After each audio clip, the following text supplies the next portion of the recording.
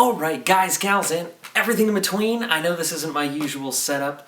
I'm just quickly throwing this together because it's Christmas, although you'll probably be seeing this the day after Christmas. So Merry Christmas to all. I hope you guys all had a great Christmas. And as you guys know, the Doctor Who Christmas special aired, so I figured I'd just set up a camera and let you know my thoughts real quick on it. So it's not going to be a full-on breakdown, really. There will be some spoilers. So if you haven't seen it yet, go watch it because it's awesome. This Doctor Who Christmas special, entitled The Husbands of River Song, is excellent. I mean, the Doctor starts out the episode being sent in as the surgeon, and River Song doesn't recognize him.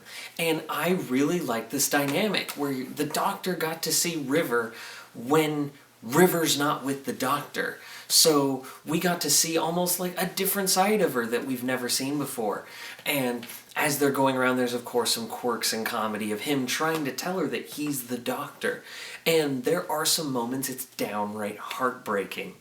And this is what I love about the Doctor Who Christmas specials, is they're funny, they're a little bit strange because of the Christmas theme, and at the same time, they give you those things that pull at your heartstrings, like, for example, River Song and the Doctor at dinner. That scene alone is one of the best parts of the entire thing. I think it was amazing. That's really what I wanted to talk about, was that dinner scene where River gives that heartbreaking comment about, do you know what it's like to fall in love with the sun, and the sun doesn't love you back? And how, I mean, it just reflects off, and it's... I don't even... She worded it so much better, but the way she worded it was so touching and so powerful because it says something about people who maybe one person loves someone more than the other, and it really is heartbreaking because if you look at the full timeline of River Song, it's absolutely heartbreaking, really. I mean, it's just downright sad.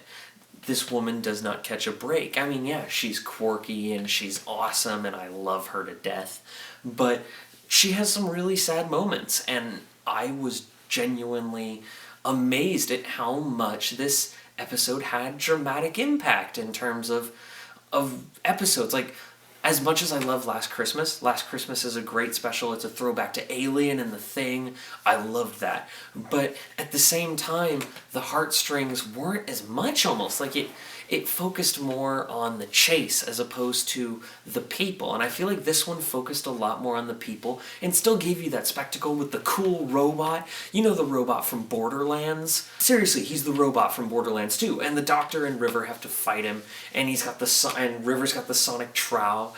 I thought that was a hilarious exchange.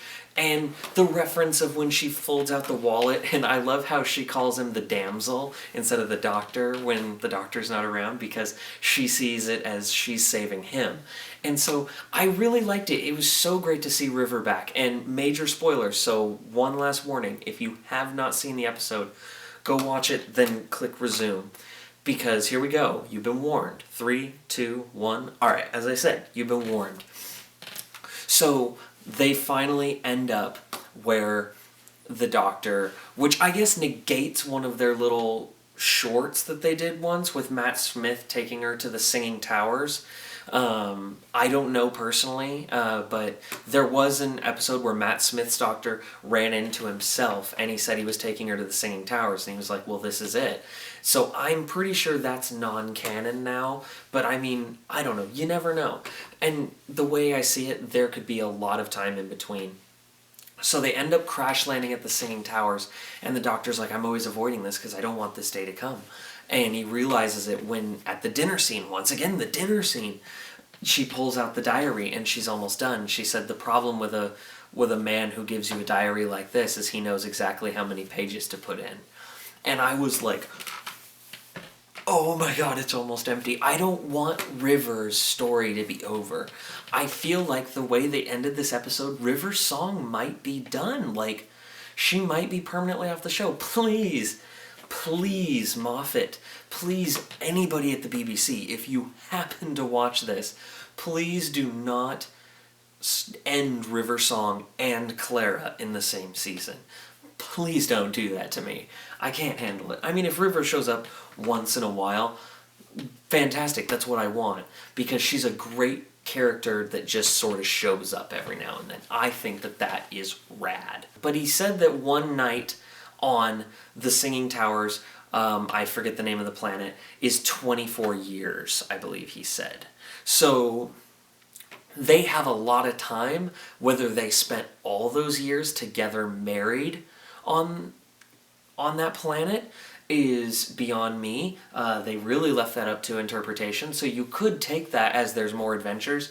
And in theory, she's not necessarily just walking right off the Doctor's TARDIS from there to her next mission to where she runs into David Tennant's Doctor.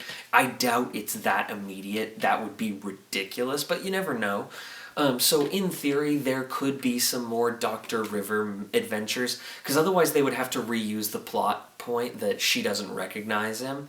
But I think that would be almost like tacky. Maybe do it one more time, like it could work for next season. But I definitely want to see more Doctor and River, especially this Doctor and River. I felt like they had as much chemistry, if not more, than Matt Smith's Doctor. So in the end, guys, gals, and everything in between, I loved this episode. I thought it was great. It had dramatic impact. The humor was spot on with the severed head that they're having to carry around.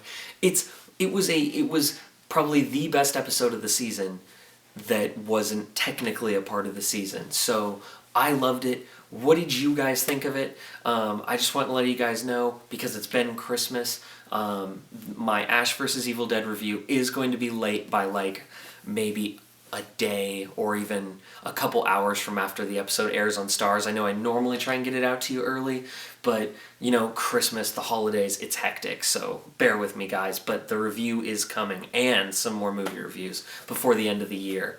So don't forget to like and subscribe. Have a Merry Christmas and a Happy New Year.